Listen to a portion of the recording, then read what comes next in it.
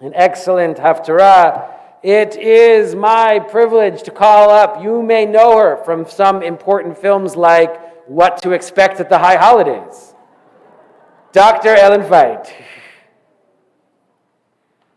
Thank you, Rabbi. Just a word, Kaylee Romick asked me to announce that the teen program is starting. So for anybody who wants, it will be in the kiddush rooms. What does the year ahead hold for us? When are we, God willing, sealed in the book of life? What does that mean for us? Will the pandemic fade? Will Delta continue to wreak havoc on our lives? Will Mu be a thing or the next variant to come along? Should we get a booster? And what about the kids? I will tell you, we will do our best to protect your kids, our kids, the kids you entrust to us for early childhood education and religious school and beyond. Early childhood is growing so much so that we are opening up classrooms in the youth lounges. Cindy Common, the director, has been working hard to add extensions, early drop-offs, and extended days. The kids and the teachers are off to a great start, and we all look forward to a healthy and happy school year. Even more exciting, many of these young families, more than ever before, have joined us for our services for these high holy days, and we hope they stay connected and will join our family as members soon. The school will continue to operate within strict COVID guidelines, and those are not negotiable.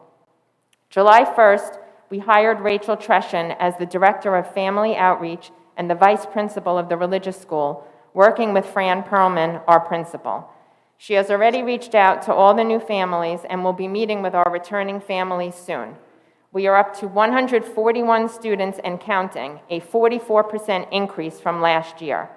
We were able to capitalize on our experience last year and are offering a truly novel, hybrid experience for most grades, whereby one day a week the classes will be in person and the other day will consist of a remote, 4-student group abbreviated session, allowing a more personalized experience for each student.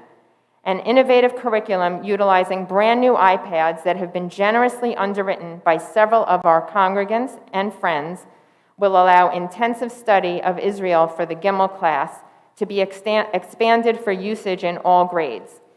Due to the extremely generous donation of a member family, Shin Shinim will again be with us.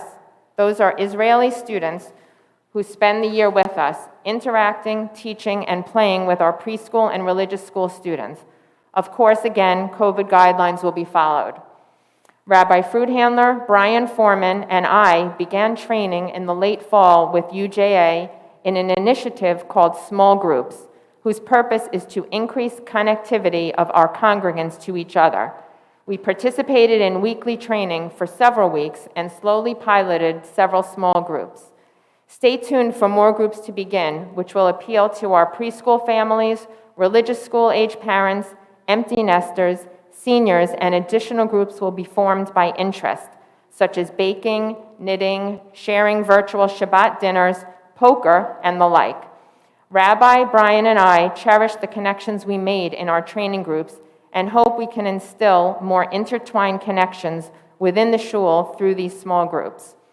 Charlie Polyakoff led an extremely efficient and objective nominating committee comprised of Peter Berman, Andy Feit, Mark Minsky, Howie Rado, Joe Richards, and Jeff Steinberg, and they brought on enthusiastic new board members as well as returned several others.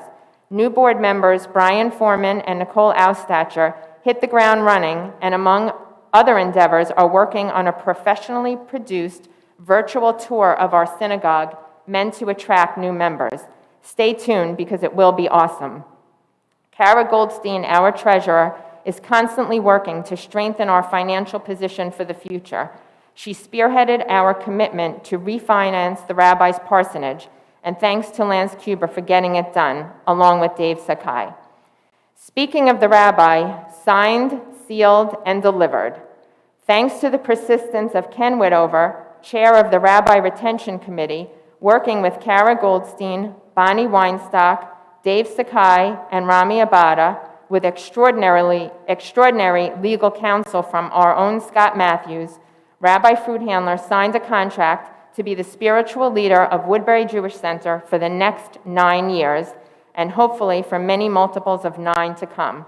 A hearty mazel tov to Rabbi and Jesse on the birth of their daughter Hadar in April.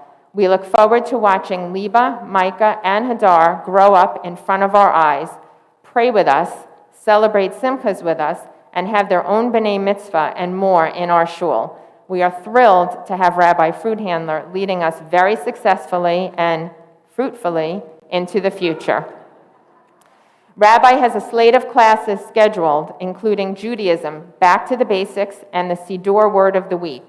He is securing speakers from Israel Aid and the ADL, as well as joining with Rosemary Clipper and Fran Perlman for the Jewish Education Project's Long Island cohort of Kishiot, which is a program designed to increase the effectiveness of Israel education and programming for teens. Cantor Cohen will continue his up-to-the-minute news from Israel via Zoom in November and continue throughout the year. His film discussions resume in October with a new film entitled The Ritchie Boys, and he will resume Zoom Havdalah shortly. The Cantor will continue to oversee our annual Yom HaShoah programming, and this year's Yom HaShoah program, which was initiated by Gail Rado and our dear Elke Rosen of blessed memory, will honor Elke's first yahrzeit when her nephew, Charlie Harari, a noted scholar, will be our guest speaker.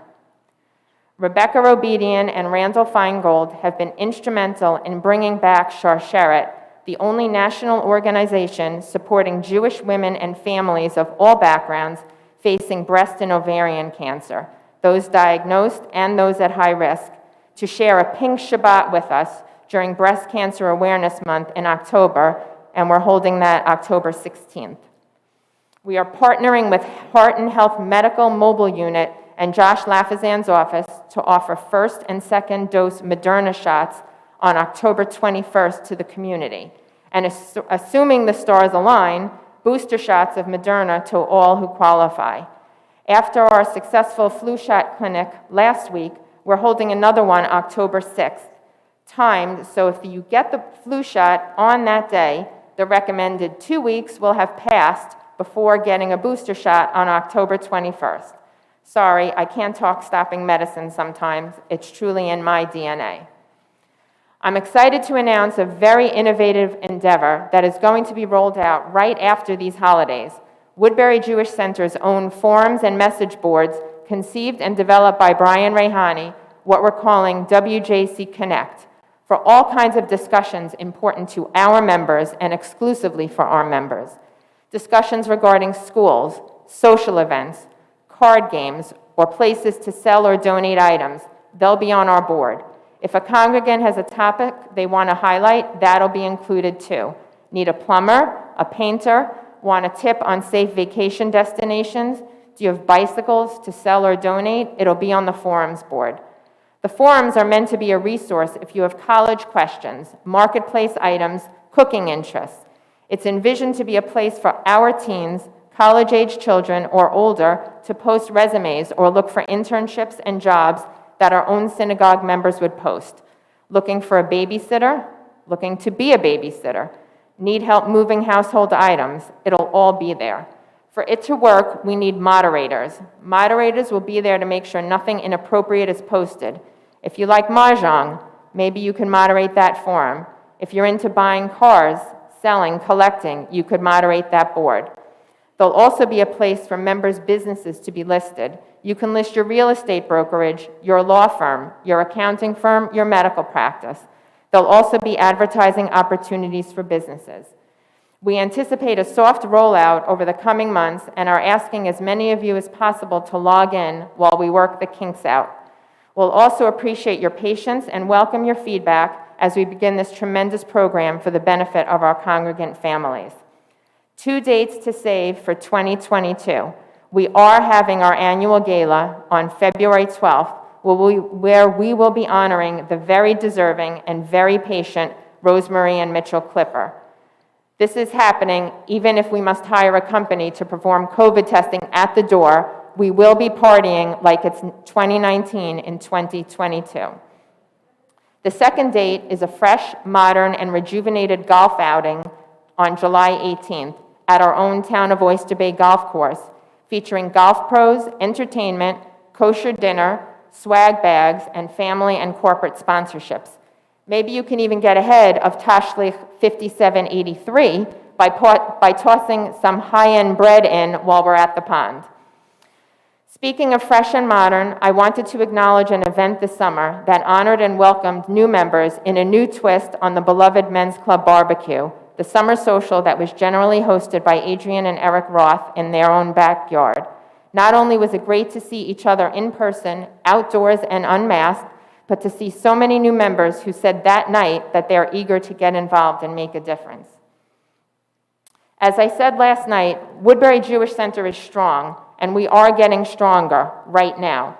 But conservative Judaism as a whole is diminishing its footprint on Long Island and elsewhere. The 2020 Pew Report found that conservative Jews make up 17% of the U.S. Jewish population. Only 8% of young Jewish adults identify as conservative. We, Woodbury Jewish Center, are awesome.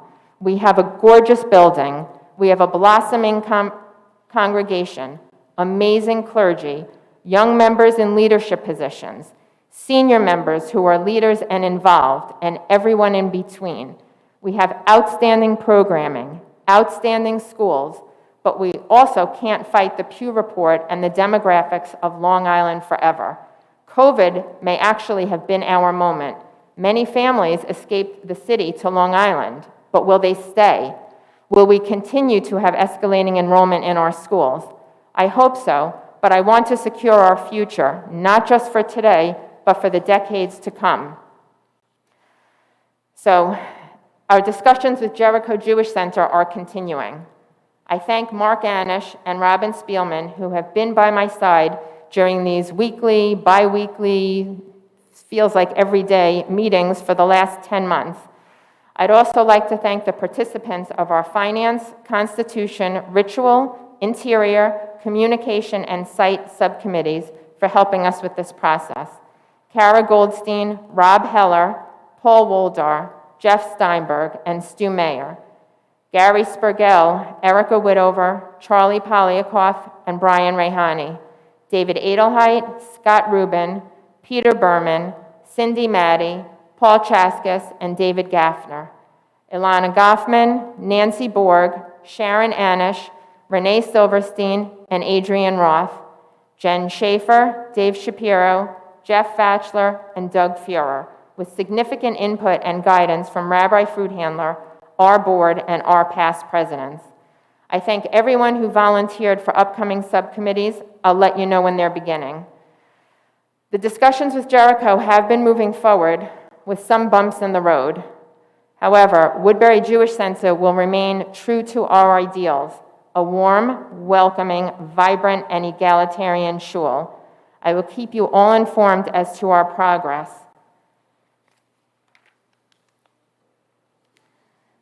I want to celebrate your grandchildren's simchas in this building.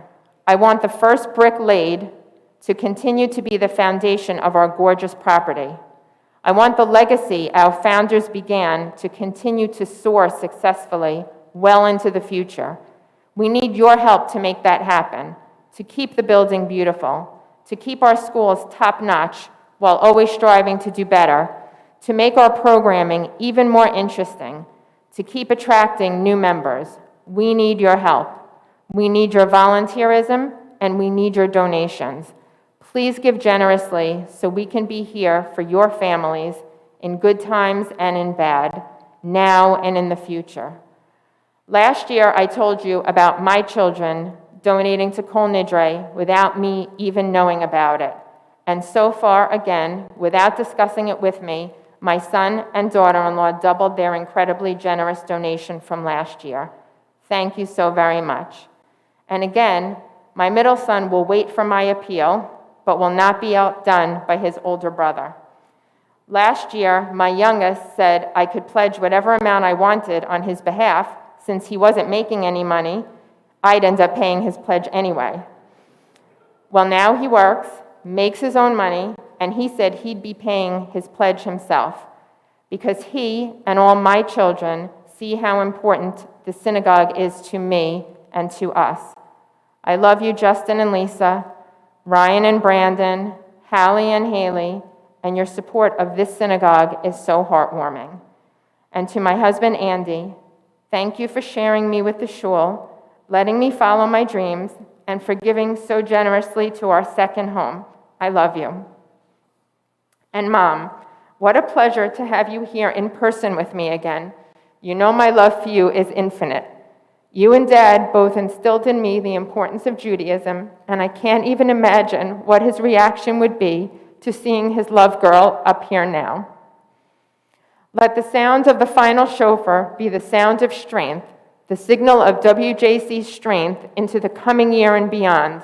Please support Woodbury Jewish Center so we can continue going from strength to strength together now and into the future. Please log on to our website after the holiday so we can push the needle higher and higher with your donations. Gamar Hatima Tova. Okay, switching gears, I'm making announcements now. So, I want to thank Marty Pollack for Shacharit again. I want to thank the Torah readers, Ken Lieberman, Debbie Phillips, Sasha Chernoff, Cantor Cohen, Ava Lubman, Jessica Minsky, and Ben Dweck. Thank you to Jennifer Maddie for a beautiful Haftorah, as usual. And thank you so much to last week's speaker, Sharon Weber, to Ian Storch, and we do have upcoming speaker, Talia and Razis Kreut.